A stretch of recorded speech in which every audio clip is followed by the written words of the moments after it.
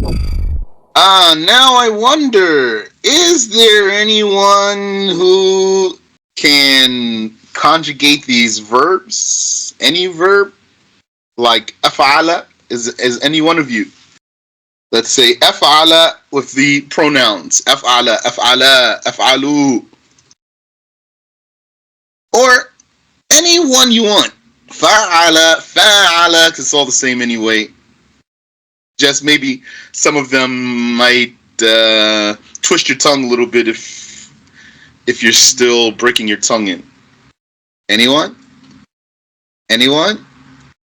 Anyone? So maybe next time, inshallah. I said to myself, I think no one's going to do it. So maybe next week, inshallah, I'll ask, and then somebody will say, yeah, I studied and I can do it. So you need to study this. Even if you just sit down, write it on a piece of paper. Give yourself some drills to do. Give yourself an hour. Yeah, I need 45 minutes to an hour just to review. Sit down. You have whatever you're using to study right now, and your pen and your pad.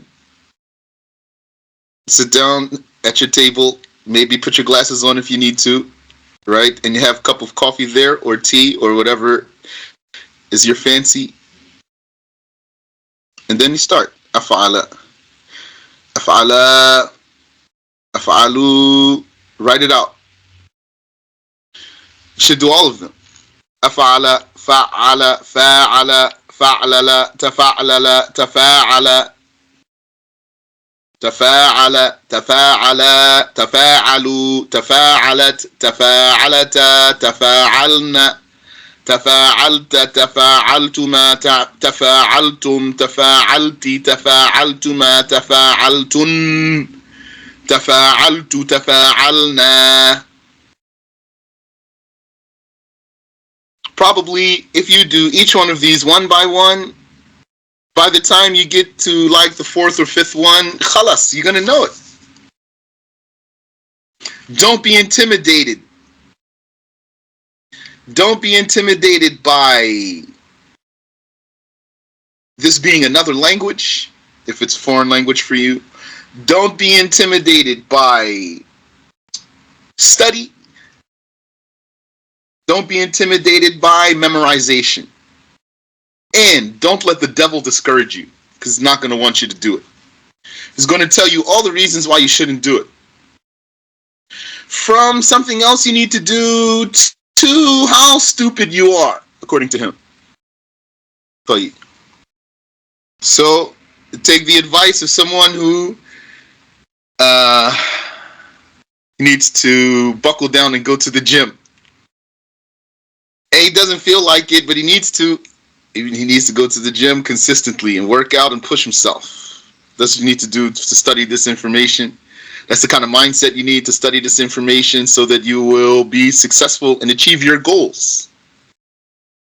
Let's move on. The author says, may Allah have mercy upon him, وَالْمَبْنِيُّ لِلْمَفْعُولِ مِنْهُ. Now, the verb that is configured for the doer, for the receiver, for the done. The verb that is configured for the done. So here, this is word mabni.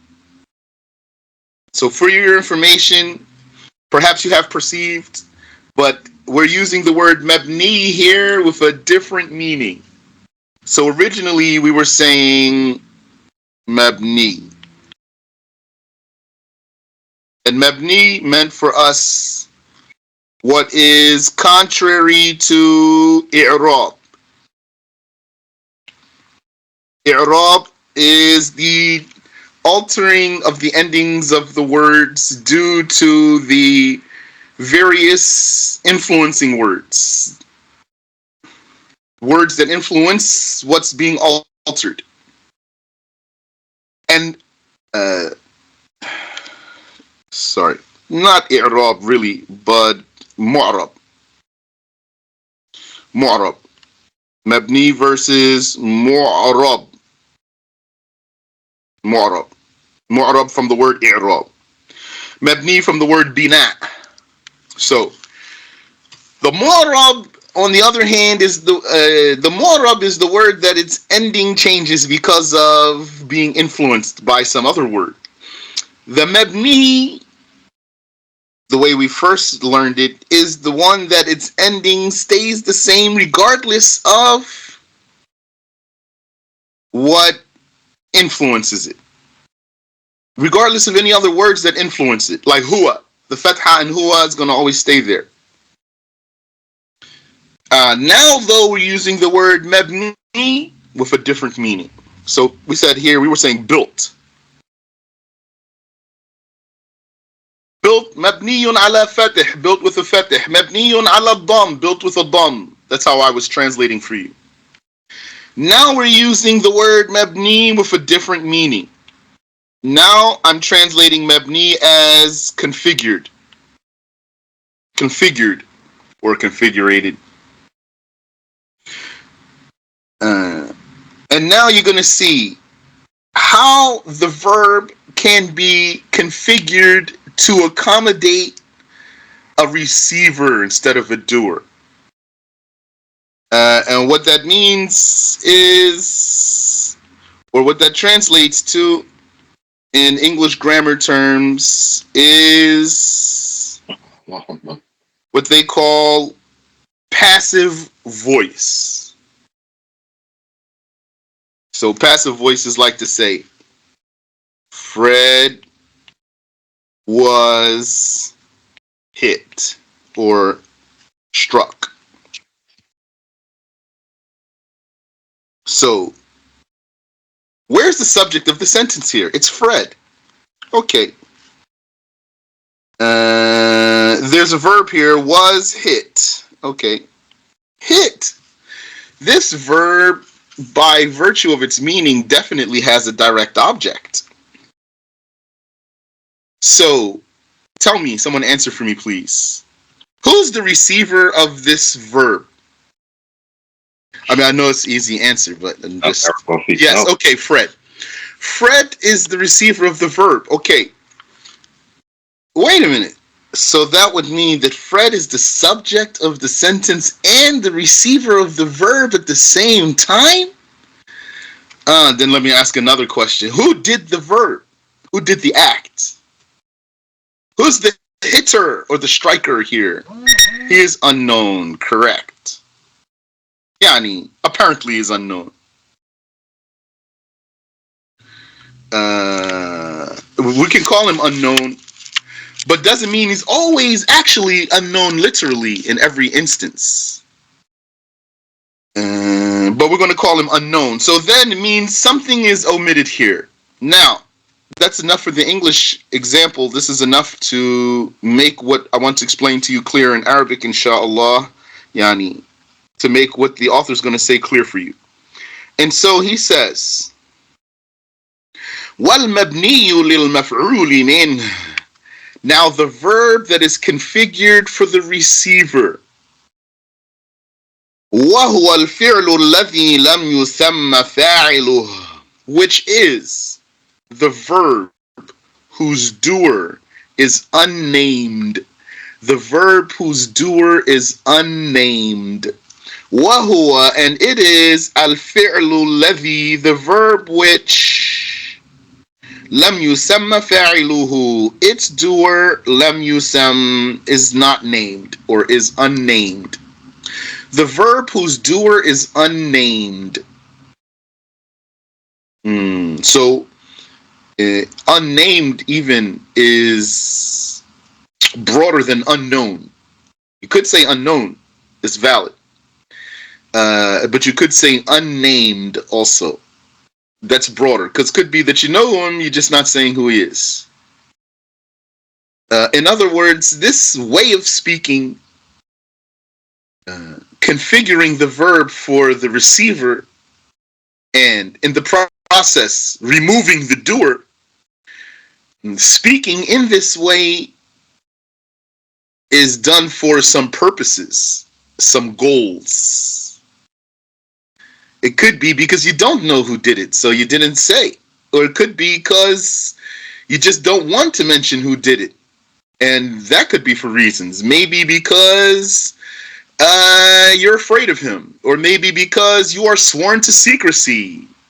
Or because you don't want to commit gossip. Or because you're a poet and you're trying to make your words rhyme and put your sentences into the meter. And so you needed to restructure your sentence to make it work. So for some reason, you're going to talk like this. So how do you configure this verb? He tells us, he says, ما كان أوله مضموما. It is that which its first letter has a dhamma, is given a dhamma. And okay, I won't go ahead. كفعل, like fu'ila. So fu'ila means it was done. Fa'ala means he did. Fu'ila means it was done or he was done. So it's going to give examples, but let me give you some examples quickly here. So you say, and let me pull up here, blank sheet for us. So you say,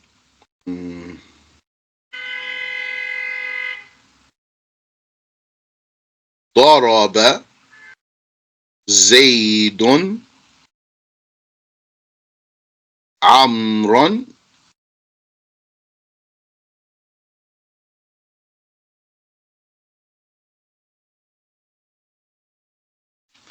ضرب زيد عمرا. So ضرب, you already know it's فعل ماضي, past tense verb, مبني على فتح ظاهر, built with an appearing فتح. زيد فاعل, Zayd is the doer. مرفوع in the nominative. وعلامة رفعه ضمة, and its sign of being nominative is the dhamma. وعمرا مفعول به, and Amr is the direct object. Mansub, accusative. وعلامة نصبه فتحة, and its sign of nasb is a fatha. Okay, that's all clear for you. So the meaning is Zayd struck Amr.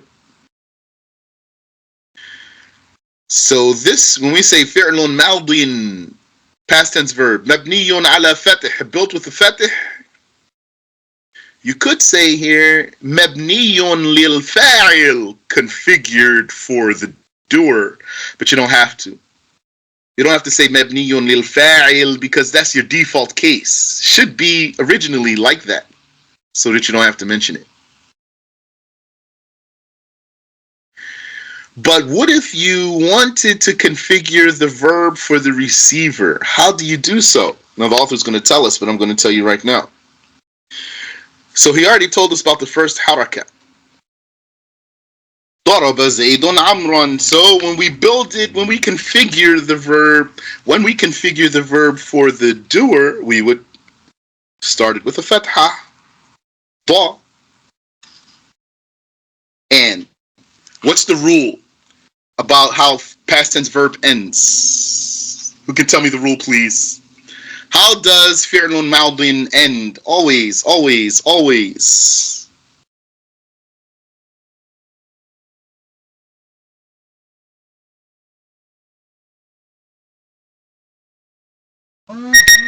With fatha, correct. So we have a fatha here on the end. And that middle vowel, yani, sometimes you have a verb, its pattern is fa'ala, and sometimes fa'ila, and sometimes fa'ula. Okay. So, to be past tense verb, then for sure, this last vowel is going to be fatah, always. So we're not going to change that fatah there.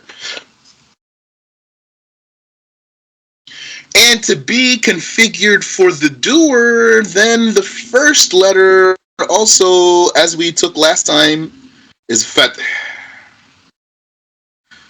So we know just by that, even without the middle vowel, we know that's past tense verb, ends with fath there, and it's configured for the doer, zaydun.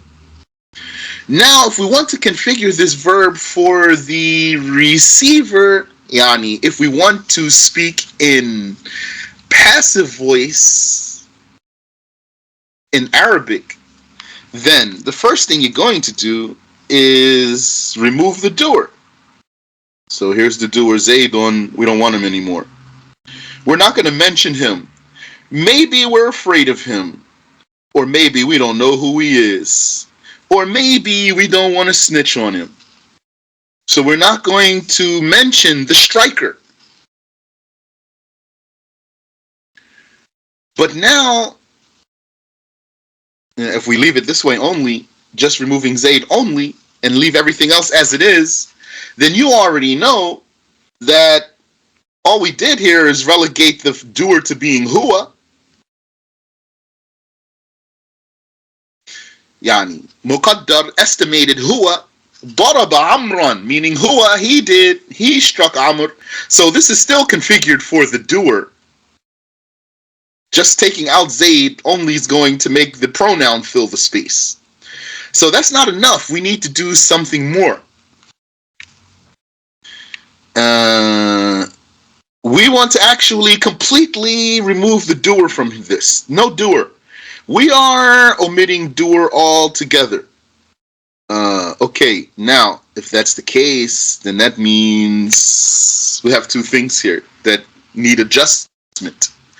One is the verb needs an adjustment, and two is the receiver needs an adjustment. Let's start with the receiver, actually, before the verb. Why the receiver needs an adjustment? Because we're going to keep the verb, and every verb needs a doer. What? You going in circles here? No. Okay, every verb, yeah, it needs a doer. We just take the doer out. You said we want to take the doer out on purpose. And you're still going to say every verb needs a doer after you took the doer out altogether? Even the pronoun, you threw it all the way out, Yani.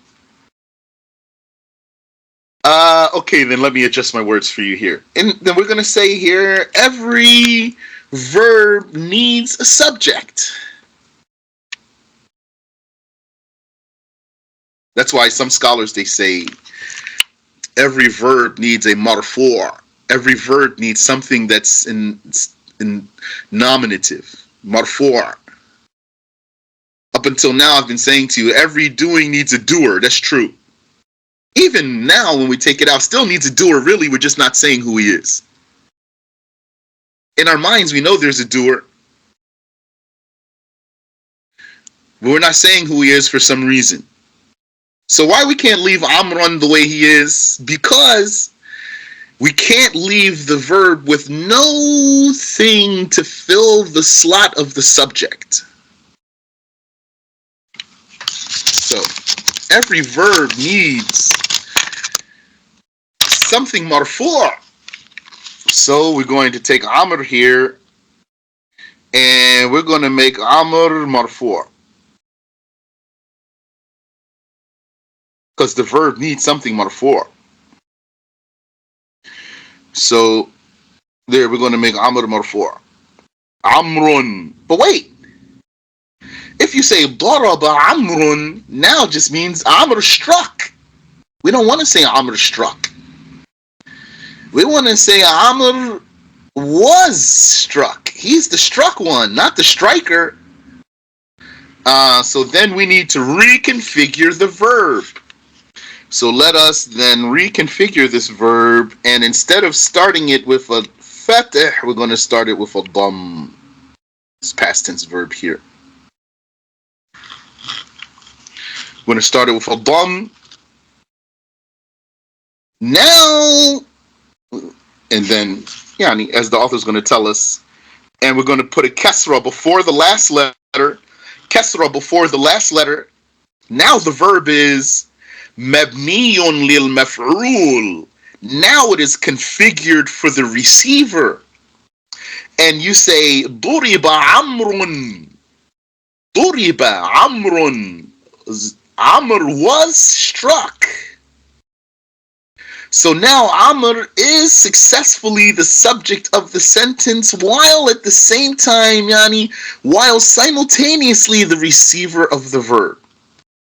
The subject of the sentence and the receiver of the verb simultaneously.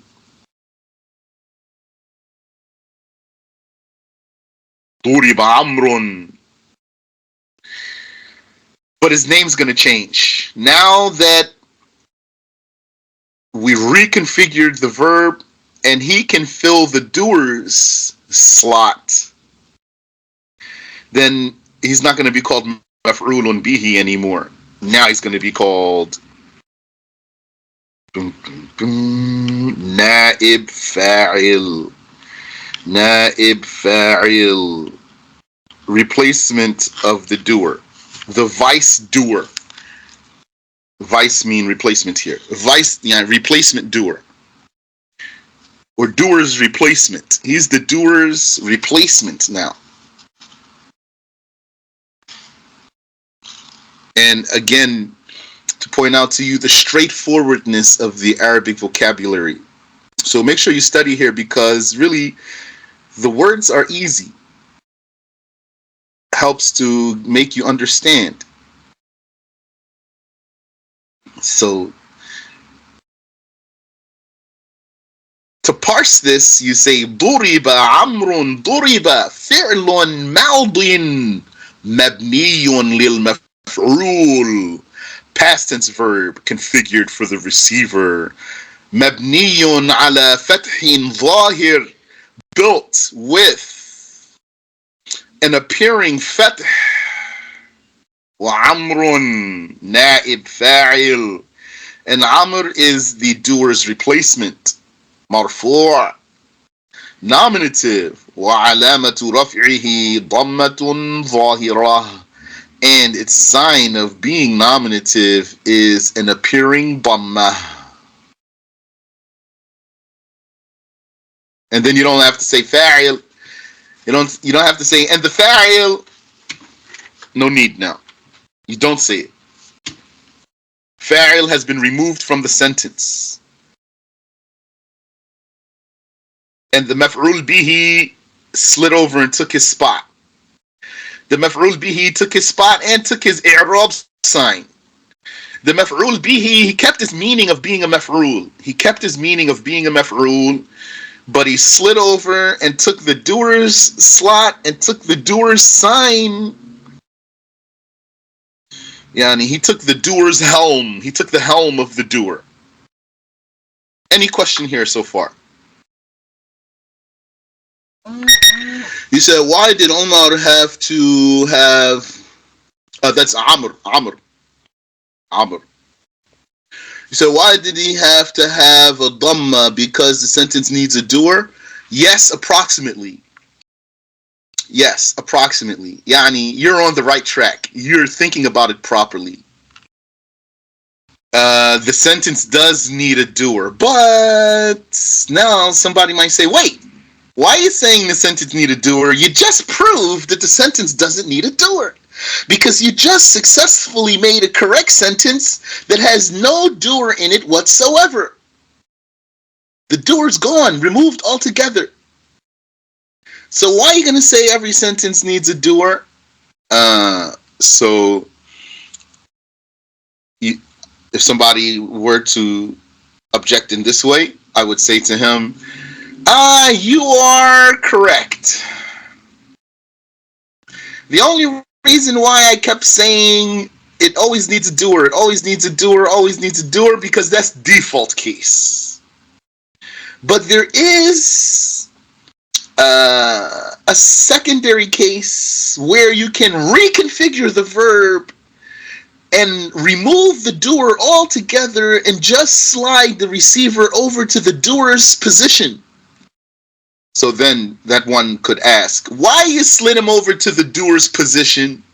So the answer would be because and we're talking in Arabic here, every verb needs something marfu'. Every verb needs something marfu'. Marfu'. So in meaning, he is still the receiver. In meaning, he's the struck one. But we can't leave the sentence without anything marfu'. Then that's the sentence going to be broken. If we have sentence with zero something marfu', then sentence is broken. So we're just going to take the receiver, make him stay the receiver in meaning, and slide him over to the doer's position, and let him take the doer's helm. Now it's like he's acting like the doer, but really he's the receiver. And he's going to take a dhamma. He has to take a dhamma, or else the sentence is going to get broken. Because the verb needs something marfu', nominative, or subjective. Is that clear answer for you? So yeah, you can say every sentence needs a doer. Yes. Unless the verb has been configured for the receiver. If you want to consider the sentences where the verb is configured for the receiver, then instead of saying every sentence needs a doer, we're going to say every sentence needs something that's nominative. Or in English closer, we could say every sentence needs a subject. Every sentence needs a subject. And in this case, when you configure the verb for the receiver becomes the subject. Originally, the doer is the subject. But when we omit the doer altogether, then the receiver is going to slide over and take his position as the subject. He's going to keep his meaning as a receiver and take the helm as the subject of the sentence. So it's going to have a dhamma. So is that clear? Ameen wa fikum. And what I saw in English grammar books, and even on Microsoft Word that has like spell check and grammar check, they claim that one should avoid passive voice. He should avoid passive voice, unless he has a reason to do passive voice. So a lot of times, like if you're typing on Microsoft Word and you make a passive voice sentence, it's going to flag it for you and suggest that you change it to active voice. They don't say that in Arabic. They don't say, don't do Mabni lil-Maf. No, rather they say, do it. If you have a reason for it, there's many reasons why you would speak like this. No problem. It's going to have a goal though. Like you just don't want to say who it was, or you don't know who it was, or because you're trying to rhyme, or because of something else. Okay, any questions so far? If anything's unclear, let me know, please, before I move on. Ask what you want to ask, please. طيب, let's continue. So, the author says, وَالْمَبْنِيُّ لِلْمَفْعُولِ مِنْهُ. The verb that is configured for the receiver, وَهُوَ الْفِعْلُ الَّذِي لَمْ يُسَمَّ فَاعِلُهُ, which is the verb or the act whose doer is unnamed. مَا كَانَ أَوَّلُهُ مَضْمُومًا. It is that which its beginning, its first letter, is given a dhamma. كَفُعِلَ. فُعِلَ, it was done.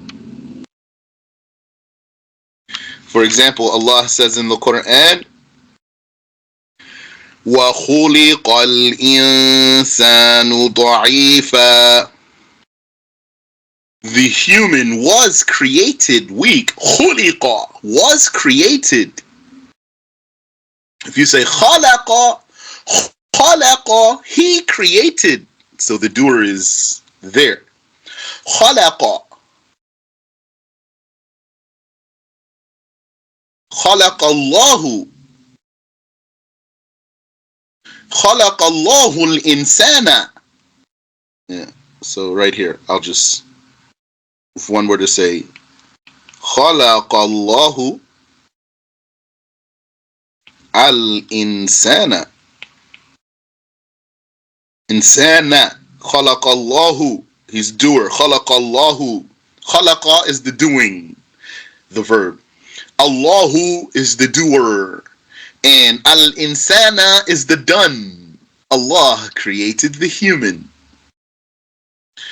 But this ayah, وَخُلِقَ الْإِنسَانُ. خُلِقَ, he was created. Yani al-insanu. Al-insanu. Where's the doer? Has been removed altogether. Why?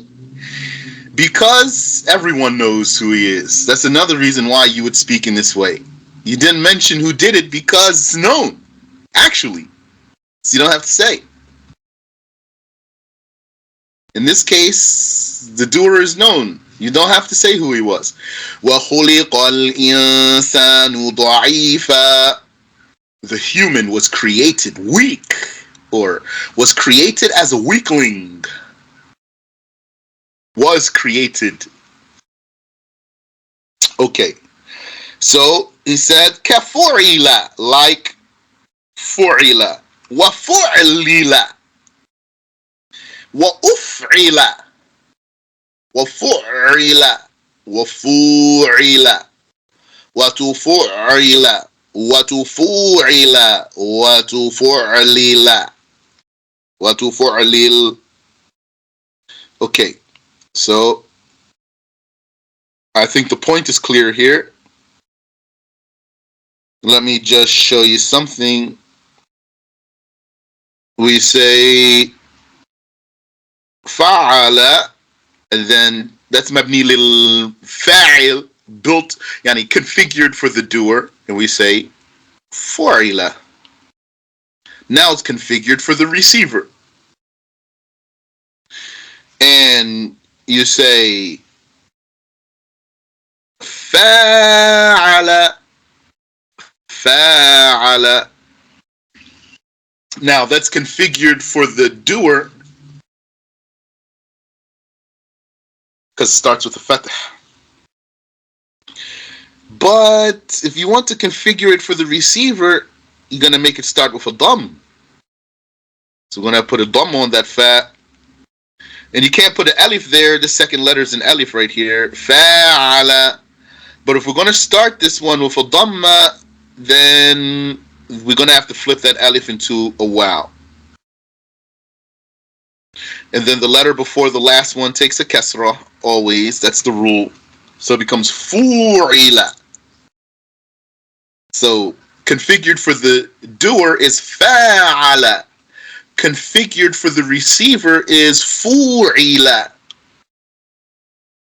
And like that, the other ones here. He says fu'ila. Now I just showed you. Fu'ila. Why? Where'd that waw come from? And also here, tufu'ila. Same thing. If you configure it for the doer, you'd say tafa'ala. Then he said here, أو ما كان أول متحرك منه مضموما. Or the one that's configured for the receiver is the one that the first voweled letter from it has a dhamma. نحو افتعل واستفعل. So you know you're not going to count the hamza here because that's extra letter. And then this fa has sukoon. Then the ta is the first letter that has a haraka. So configuring the verb for the receiver, to do so, you give the first letter a dhamma, or the first voweled letter, you give it a dhamma. وهمزة الوصل تتبع هذا المضموم في الضم. And the Hamzatul Wasl is going to follow. Here, let's take this one here. Ustufrila. This one's going to have a Dhamma on the Hamzatul Wasl. Don't count that Dhamma though, because the whole Hamzatul Wasl is extra anyway. You only say the Hamzatul Wasl to start with it. But you're not going to say Istufrila like you would say Istafala. No. Since the first voweled letter in this case has a Dhamma, then Hamzatul Wasl as a rule is going to take a Dhamma. So you say Ustufrila. That's important if you recite Quran too. That's one of the rules you need for tajweed. When you're reading Mus'haf, you're going to need to know to put a Dhamma there.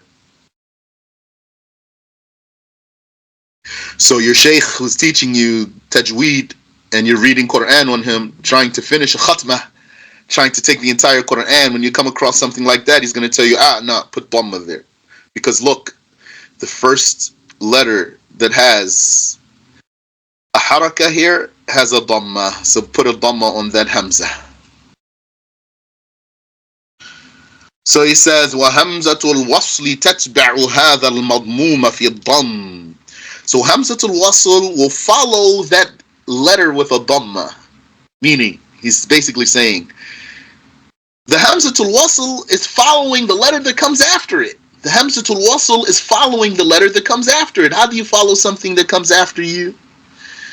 So that's interesting. Allah creates whatever He wills. وَمَا قَبْلَ آخِرِهِ يَكُونُ مَكْسُورًا أَبَدًا. And what? Yani the letter before the last letter would always have a kasra, be given a kasra. وَمَا قَبْلَ آخِرِهِ. And what, meaning any letter, what letter is قَبْلَ آخِرِهِ, before its end, before the last letter? يَكُونُ مَكْسُورًا أَبَدًا. It would be given a kasra always. تقول, you say, نُصِرَ زَيْد. Zayd was supported. وَاسْتُخْرِجَ الْمَالِ. The money was withdrawn. The money was withdrawn. So you're going to say ustukhrij, not istukhrij. So here you're going to keep all the same pronouns. So you're going to say, let's just take the example of fu'ila. You're going to say fu'ila, fu'ila, fu'ilu, fu'ilat, fu'ilata, and fu'ilna, and fu'ilta, fu'iltuma, fu'iltum, fu'ilti. You're saying it along with me, inshallah. Fu'iltuma, fu'iltunna. And what? You know, fu'iltu and fu'ilna. So in all these cases, you're going to say fi'lun ma'udin, past tense verb, mabniyun lil-Maf'ul, configured for the receiver, mabniyun ala fath, built with the fath, and then it's either going to be fathin zahir or fathin muqaddar. Either it's an appearing fath or an estimated fath. And then whatever is connected to it is damir muttasil, connected pronoun. Except when you say fu'ila and fu'ilat, then it's damir mustatir, veiled pronoun. All like we said the first time. Here the author didn't repeat it because it's the same thing. You're just going to reconfigure the verb, and then whatever would have been the doer had you not reconfigured the verb is going to be the receiver in meaning because you did reconfigure the verb. So then, fu'ila, he was done, or it was done. Fu'ila, those two were done. Fu'ilu, they were done. Males, 3, etc. Fu'iltu, I was done. Fu'ilna, we were done. So as you can see, when you translate that into English, it's going to require some helping verb, like was done. Then the author wants to talk about the fi'l mudari'. So we're going to stop here. And next week, inshallah, we'll talk about the fi'l mudari'. And hopefully someone is going to be ready to say 14 verbs. Meaning to say, for example, and I'll let you choose any verb you want. This is your homework assignment. You choose any verb you want. So then one would say, for example, fa'ala, fa'ala, fa'alu, fa'alat, fa'alata, fa'alna. فعلت فعلتما فعلتم فعلتي فعلتما فعلتن, etc. 14 of those, yani, each one. And you're going to do, so 14 of those.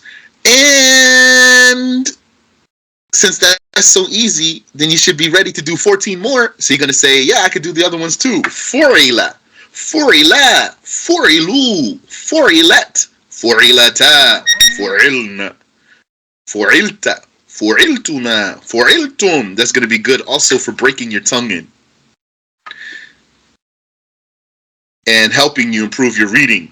You want to be reading well, right? Do you want to read like this? Let's see what we have here. You want to read like this? So